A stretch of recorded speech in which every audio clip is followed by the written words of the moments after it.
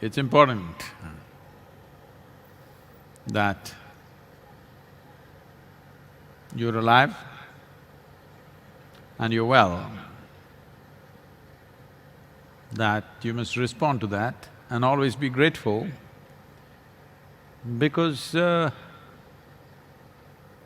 sky need not open up. Just a virus can kill you, just a microorganism. Why I'm saying this is, unfortunately, human beings have developed such a sense of entitlement. There are many reasons. One is that we're endowed with little more intellectual capability. I wouldn't say intelligence, intellectual capability than all the other creatures. We have technologies which give us enormous prowess.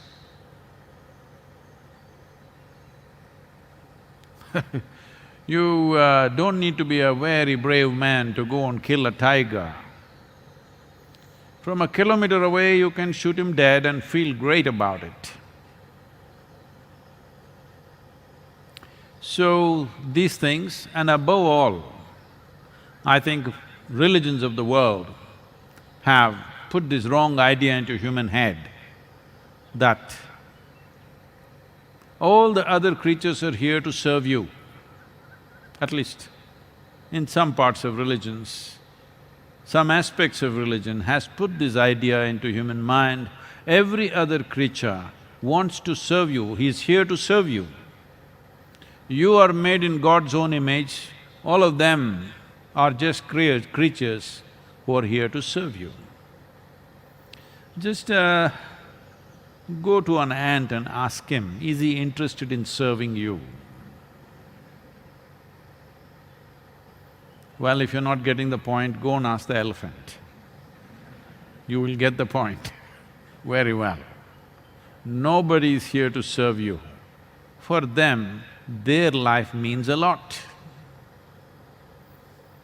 For an ant, ant's life is everything. For a grasshopper, grasshopper's life is everything. For a tree, its life is everything. For every creature, its life is important. This is how life is enshrined in every one of them, including ourselves, of course. Well, the nature of life is such, if one has to live, another has to die. It's the only way. If the virus has to live, we have to die. If we have to live, they have to die. This is how it is. Everything is enmeshed into each other. The whole food cycle in the world is made in such a way, if one animal has to live, it has to eat something else, plant or animal. And if that another animal has to live, it has to eat that one, and it's a chain. So this is a sustainable chain of food cycle.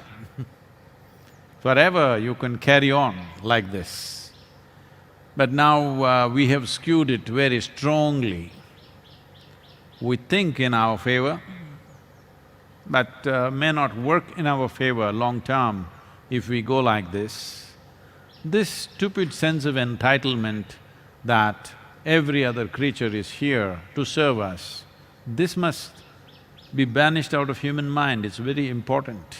If we want to do well in future, it's very important to understand that every creature has its rightful place in creation and all of them are very vital for our survival and well-being. There is a lot of research showing this, that they are saying that if all the worms disappear, the world will end.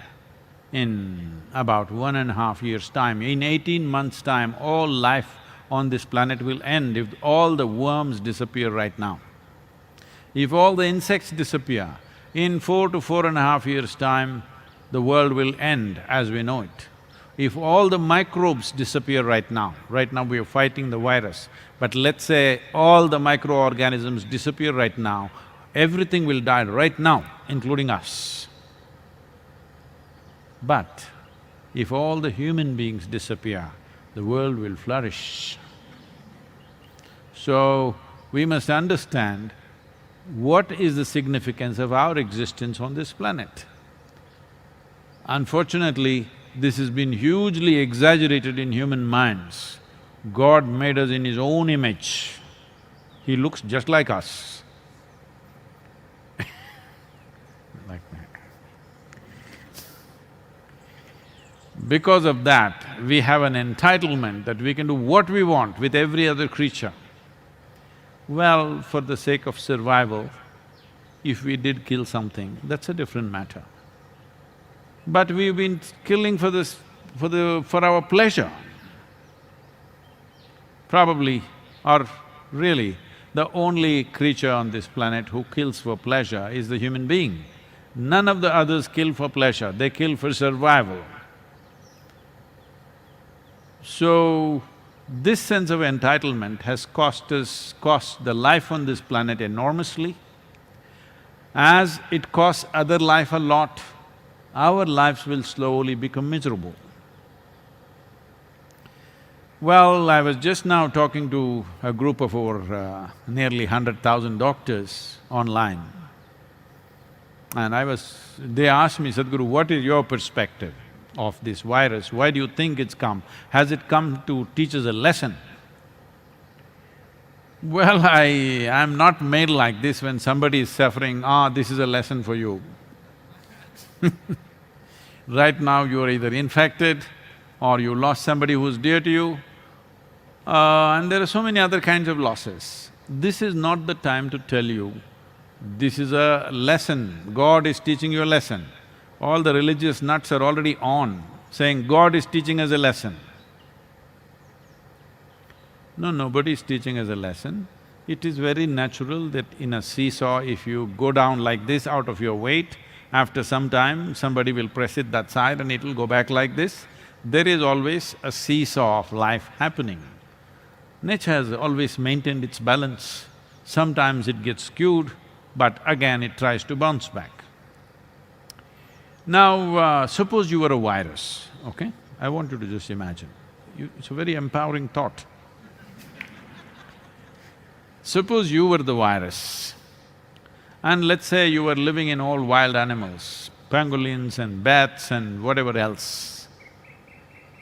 The population of wild animals has come down significantly. In the last 50 years, 70% drop in the mammals, in the vertebrates rather, not even mammals, in the vertebrate population of wild creatures has come down by 70%. When our population has gone up in a crazy way. So suppose you were a virus living in pangolins and they're dying and dying, your territory or your terrain or habitat is shrinking, would you not enterprise yourself, venture yourself to find a new creature to inhabit? Would you not? I'm asking you. Definitely you would. Maybe that's all they're doing. They were happy with their pangolins for many centuries or millions of years, I don't know how long. But now there's no habitat, it's going away. They have to adapt. They have to find new territory. When life in Europe and UK became very crushed at one time, they became desperate to find new lands. They found America, Australia, whatever else. Well, going to new territory could mean death. A whole lot of people lost their lives just trying to get there. And many other people died after getting there. But still people kept going because finding new habitat became very important because where you were, it was overcrowded and no place to live, no opportunity, so even risking your life, you went there. That is all in a way virus is doing. I'm not talking about virology, I'm talking the simple sense of any life. Any life will operate like this, that if its habitat is taken away, it will try to encroach into new habitat. So right now we are just new habitat. I know in the social media, a whole lot of people went crazy when I said, the virus has no intention of killing you, it's trying to make a living, all right? But he lives with full force. Because he lives with such force, you die. If you were as strong as a pangolin, or at least if you were a bat, then you would be happy, virus would be happy.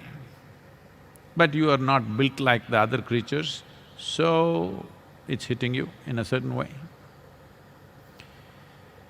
Well, if there were some other population other than human populations, maybe they would have gone there.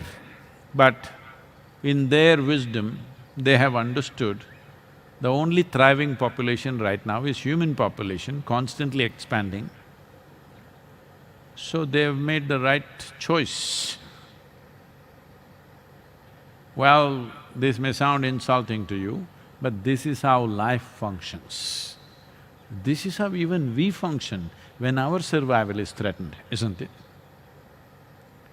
So, facing the present situation with social distancing, with medical care, all this is fine.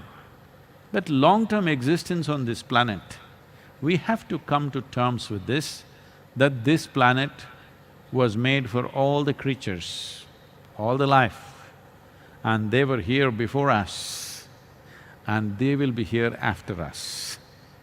Yes. So they have as much right to exist here. See? See, they're all agreeing with me. They have as much right to be here as you have. Of course, you also have a right to be here, but not above them. You are not entitled in such a way that God has given you such a position that every other creature is here to serve you. Then such a God has no clue about how this planet works. He must choose another planet to be a God there. On this planet, this is how life is structured, it is all enmeshed into each other. Only in the well-being of all life, there is well-being for everybody. If we remove any one dimension of life, then there will be a serious collapse of life on all levels. So, this entitlement or sense of entitlement must go. Maybe God looks like a grasshopper. How do you know? Why not? Just has to be big, I'm saying. So in this culture, we gave all kinds of shapes and forms to what we consider as divine, just to bring this home to you. Even a mouse is worshipped, a snake is worshipped. Very important because if you do not understand the significance of a mouse and a snake and a bird and an animal and a tree, well, you are heading for a disaster. There's no question about it. But this sense of being I'm super life over every other life, this sense of entitlement has to go. This is a good time for realization.